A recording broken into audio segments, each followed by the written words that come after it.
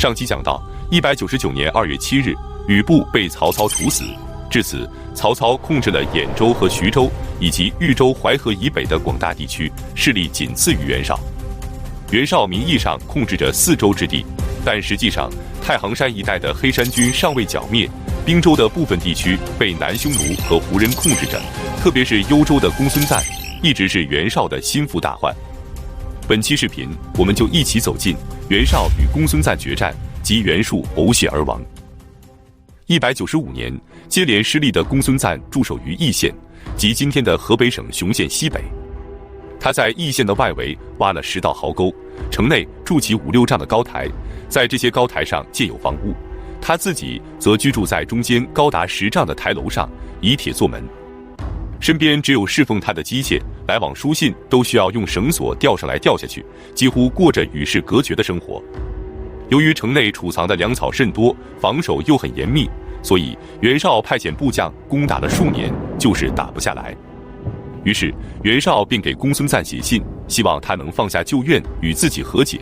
然而公孙瓒不仅没有答复，反而增强了守备。袁绍见和谈无望，便准备亲率大军前去征伐。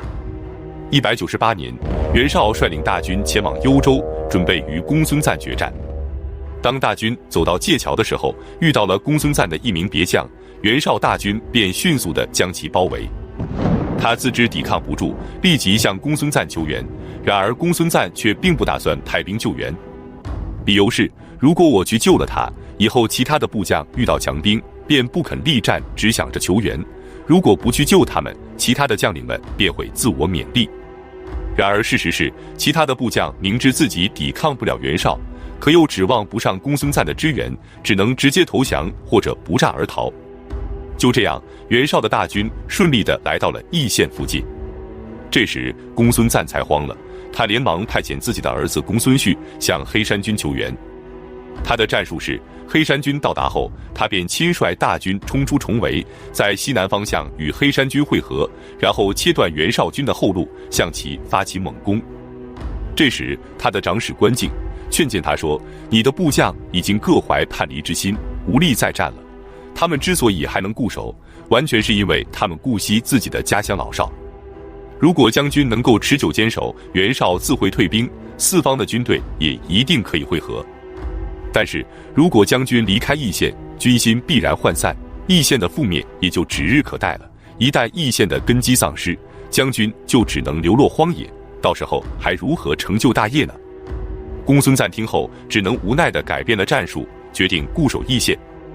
199年春，黑山军的首领张燕率领着10万大军，兵分3路向易县而来。这时公孙瓒做了个梦，他梦见蓟县竟然崩塌，一片混乱。醒来后，他觉得寓意不是太好，心里非常恐慌，于是他连忙给公孙旭写了一封密信。他说，现在的形势非常紧迫，易县危在旦夕，你务必告诉张燕，让他派遣5000铁骑，火速赶往北边的低洼之处，到达后点火为号，我将从城内杀出，然后我们便可与袁绍决一死战了。要不然我死之后，天下虽大，却不会有你的立足之地。信写好之后，他派了一个名叫文泽的部将出城送信，然而却被袁绍的巡逻兵给俘虏了。袁绍看完信后，找来田丰商议，田丰便建议袁绍将计就计。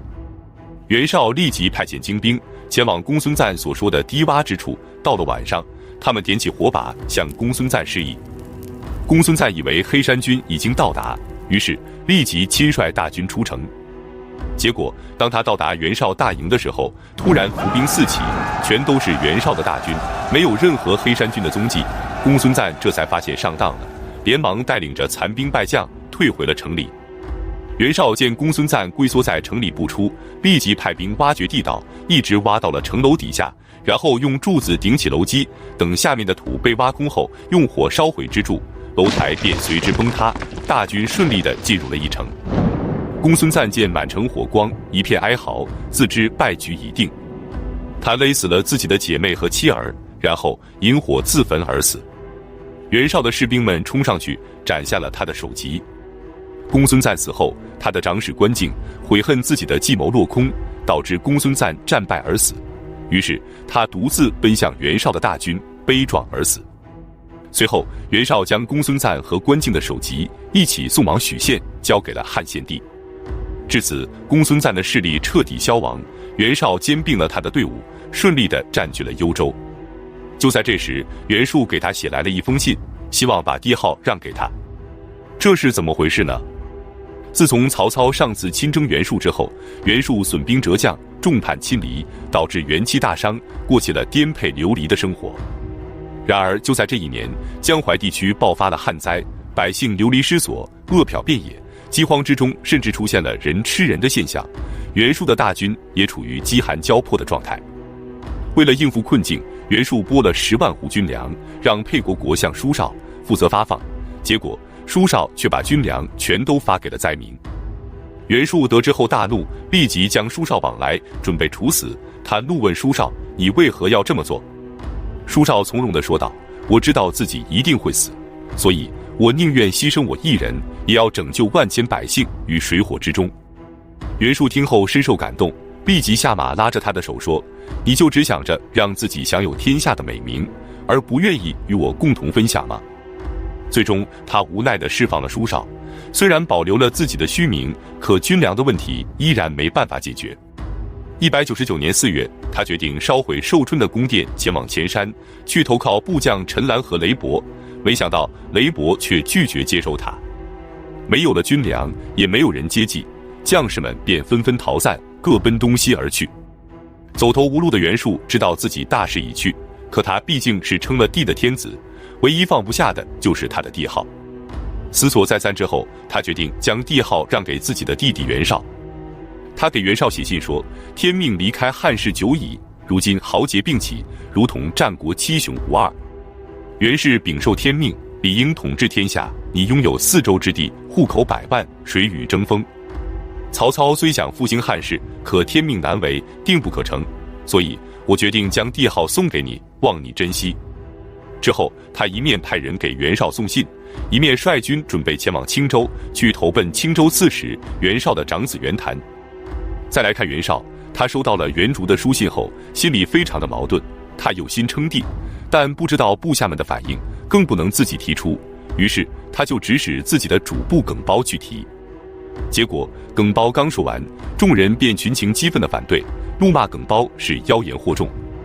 袁绍见部下们态度如此坚决，只能下令杀了耿包，以绝非议，为自己开脱。这时袁术的举动已被曹操识破，他立即派遣刘备去拦截袁术。当袁术率领残兵到达下邳附近的时候，刘备突然率军出击，打断了袁术的进军路线。袁术无心恋战，只能立即率军退走。此时他的军粮快要耗尽了，全军只剩下了30斛麦线。当他们走到江亭的时候，这里距离寿春只有80里路程。此时正是6月的酷暑时节，袁术想喝一碗蜜浆解渴，可军中已无法给他供应。袁术叹息良久，觉得郁闷至极。他43公，寿春称帝，可现在竟然落到了如此田地，想来想去，悲从心起，吐出一口淤血后，郁郁而终。袁术死后，他的女婿黄衣以及从弟袁胤担心曹操前来攻打，只能放弃寿春，带着袁术的棺椁及其妻儿老小，率领大军前往庐江郡，投靠了庐江太守刘勋。袁术的长史杨洪以及大将张勋则准备去投靠孙策，结果被刘勋率军攻击后全部俘虏。在此期间，做过东海国国相的徐求趁乱之际抢走了袁术的传国玉玺，然后前往许县献给了汉献帝。同年12月，孙策打败了刘勋，得到了袁术的所有家眷。他将袁术的儿子袁耀任命为吴国郎中，将袁术的女儿嫁给了弟弟孙权，袁耀的女儿则许配给了孙权的儿子。那么孙策是如何起家的？他的父亲孙坚死后，他和袁术之间产生了怎样的瓜葛？我们下期接着讲述。